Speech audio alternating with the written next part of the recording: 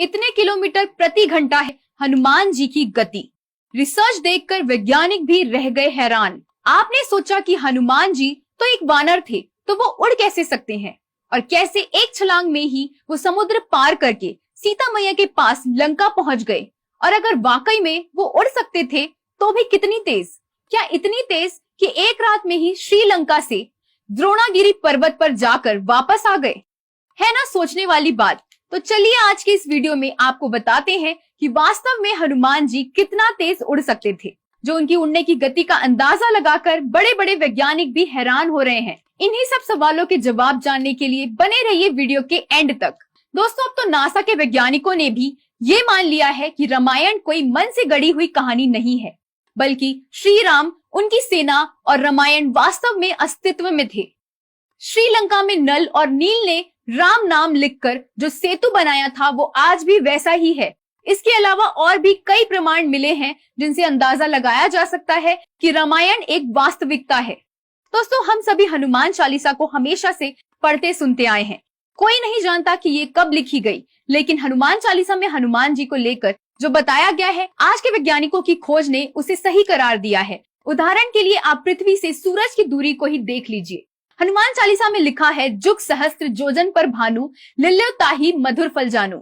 इस दोहे का सीधा मतलब है कि हनुमान जी ने एक युग सहस्त्र योजन की दूरी लांघ कर सूर्य को मीठा फल समझकर खा लिया था। अब थोड़ा गुना भाग करें तो पाएंगे कि एक युग 12,000 वर्ष के बराबर होता है और एक सहस्त्र का मतलब है 1,000। वहीं एक योजन की दूरी 8 मील के बराबर। तो अगर युग सहस्त्र योजन को मिलाकर देखा जाए तो युग गुणा सहस्त्र गुणा योजन कुल मिलाकर 12,000 गुणा 1,000 गुणा 8 मील, कुल मिलाकर 9 करोड़ 60 लाख मील होता है। और आप तो जानते ही हैं कि 1 मील 1.6 किलोमीटर के बराबर नापा जाता है। तो सरल भाषा में कहें तो 9 करोड़ 60 लाख गुणा 1.6 यानी कि कुल 14.96 करोड़ किलोमीटर। चौंक गए ना? क्योंकि नासा के वैज्ञानिकों ने अब जाकर धरती से सूरज की दूरी इतनी बताई है, जो कि हनुमान चालीसा में युगों पहले से लिखी हुई है। तो अब सोचने वाली बात यह है कि कोई बच्चा आखिर भूख लगने पर इतनी लंबी दूरी तय करके सूरज को निगलने आखिर जा कैसे सकता है, जबकि यह भी कहा जाता है कि सूरज को निगलते ही पूरे ब्रह्मांड में अंधेरा छा गया था। तो कुछ ही घंटों में हनुमान जी ने सूरज तक जाकर उसे निगल भी लिया था। और ये कारनामा हमारे शिव जी के अवतार और श्री राम जी के सबसे प्यारे भक्त हनुमान जी ने बचपन में ही कर दिखाया था। तो बताइए आखिर कितनी तेज रही होगी उनकी गति। हनुमान जी की गति का पता लगाने के लिए अब एक और किस्सा देखिए। जैसा कि हम सभी जानते हैं कि जब लक्ष्मण जी और मेघनाद का आपस में युद्ध हुआ था, तो मेघनाद ने शक्ति का प्रयोग करके लक्ष्मण जी को बेहोश कर दिया था। अब पुराने समय में घड़ी तो होती नहीं थी, तो उस समय वक्त का अंदाजा पहर के हिसाब से लगाया जाता था। एक दिन यानी 24 घंटे में 8 पहर होते थे, 4 पहर रात और बाकी 4 पहर दिन। इसका सीधा सीधा मतलब है कि एक पहर 3 घंटे का होता था। अब हमारे शास्त्रों में बताया गया है कि लक्ष्मण और मेघनाद का आपस में युद्ध रात्रि के पहले पहर में हुआ था। अब रात के 4 पहर होते हैं, तो पहला पहर लगभग 9 बजे शुरू हुआ होगा। रामायण में सीधे सरल शब्दों में लिखा है कि उन दोनों वीरों का युद्ध लगभग 1 पहर तक चला और उसके बाद लक्ष्मण जी को शक्ति लग गई। तो 12 बजे तक युद्ध चलने के बाद जब लक्ष्मण जी को शक्ति लगी तो राम जी व्याकुल हो गए। तब विभीषण के कहने पर हनुमान जी को वैद्य सुषेण को लाने को कहा गया। जब हनुमान जी लंका पहुंचे तो उन्हें वैद्य सुषेण का घर ढूंढने में बहुत मुश्किल हुई। फिर जब उन्हें वैद्य का घर मिला तो उन्होंने समय व्यर्थ ना करते हुए उन्हें घर सहित ही उठा लाए थे। तब लगभग रात के 1 बज गए होंगे। जब वैद्य सुषेण ने लक्ष्मण जी को देखा तो हनुमान जी को संजीवनी लाने को कहा और साथ में यह भी बताया कि यदि 2 पहर बीतने तक इनका उपचार नहीं किया गया तो लक्ष्मण जी को बचाना मुश्किल हो जाएगा।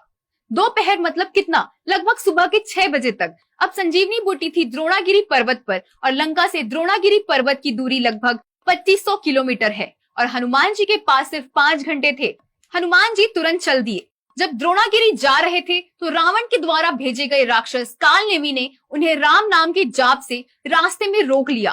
कालनेमी का मकसद सिर्फ हनुमान जी का वक्त बर्बाद करना था, ताकि वह सही समय तक संजीवनी लेकर ना पहुंच पाए।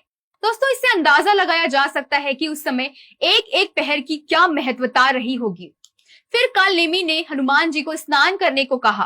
वहां हनुमान जी को एक राक्षस मिला, जिसका वध करने पर उसने हनुमान जी को काल नेमी की सच्चाई बताई और फिर आकर हनुमान जी ने काल नेमी के साथ युद्ध किया और उसे मुक्ति प्रदान की। तब जाकर वह द्रोणागिरी पर्वत पहुंचे, लेकिन द्रोणागिरी पर्वत जाकर भी हनुमान जी के बहुत ढूंढने पर भी जब उन्हें संजीवनी का पता नहीं लगा, तो समय व्यर्थ करने से अच्छा पूरा पर्वत उठाकर लंका जाना उचित समझा।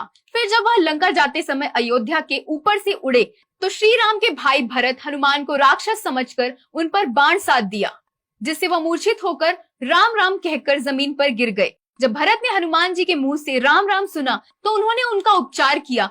फिर हनुमान जी ने उन्हें सभी कथा सुनाई और फिर से भरत जी का आशीर्वाद लेकर प्रस्थान किया। लगभग दोपहर बीतने से 1 घंटा पहले ही, यानी लगभग सुबह से 5 बजे हनुमान जी द्रोणागिरी पर्वत लेकर वैद्य सुषेण के पास आए और लक्ष्मण जी का उपचार किया गया।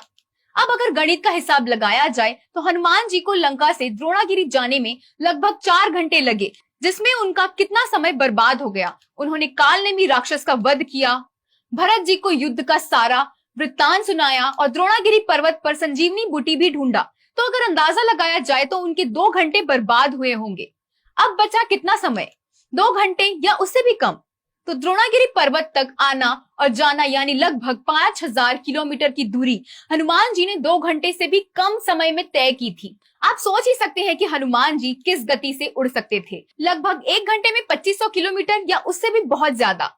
दोस्तों, सबसे पहले तो ये बताना सबसे ज्यादा जरूरी है कि हनुमान जी ना सिर्फ छलांग लगा सकते थे, बल्कि हनुमान जी उड़ भी सकते थे, क्योंकि अगर वह सिर्फ छलांग लगा पाते तो कालनेमी से राम का नाम सुनकर और कैसे तुरंत वहां रुक गए और भरत जी ने उन्हें उड़ता हुआ देखकर कैसे निशाना साध लिया। सोचने वाली बात है ना। जब मेघनाद ने नागपाश की शक्ति से राम और लक्ष्मण दोनों को मूर्छित कर दिया था, तो वह स्वर्ग लोक जाकर गरुड़ भगवान को साथ लेकर आए थे, जिसमें वो स्वर्ग तक जाकर 1 या 2 पहर में ही गरुड़ देव को लेकर वापस भी आए और नागपाश की शक्ति को कटवाया था। तो दोस्तों, अंदाजा लगा सकते हैं कि आखिर हनुमान जी की गति कितनी तेज रही होगी। नासा के वैज्ञानिकों ने हाल ही में सोलार पार्कर प्रोब नाम का एक यंत्र बनाया है, जो सूरज के सबसे ज्यादा करीब जा सकता है। उसकी गति लगभग 6,92,000 किलोमीटर पर आवर है। वैज्ञानिकों का अंदाजा है कि उसकी भी गति हनुमान जी की गति से ज्यादा नहीं हो पाई। दोस्तों, हमारे सनातन धर्म में ग्रंथों में यह साफ साफ लिखा है कि हनुमान जीवन की मन की गति से चलते थे। मन की गति पल भर में कई दफा बदलती है, तो जाहिर है हनुमान जी की गति वास्तव में हमारी सोच से भी परे ही थी। हम आपको ये भी बता ही देना चाहते हैं कि हम आपके लिए जो भी जानकारी लेकर आते हैं वो सभी इंटरनेट और हिंदू धर्मों की किताबों पर आधारित होती है। हमारा इसमें कोई हस्तक्षेप नहीं है। हमारा एकमात्र लक्ष्य अपने धर्म से जुड़े कुछ अनसुने किस्सों को आम जनता तक पहुंचाना है। किसी भी धर्म या जाति की भावनाओं को ठेस पहुंचाने का हमारा कोई इरादा नहीं होता। धन्यवाद।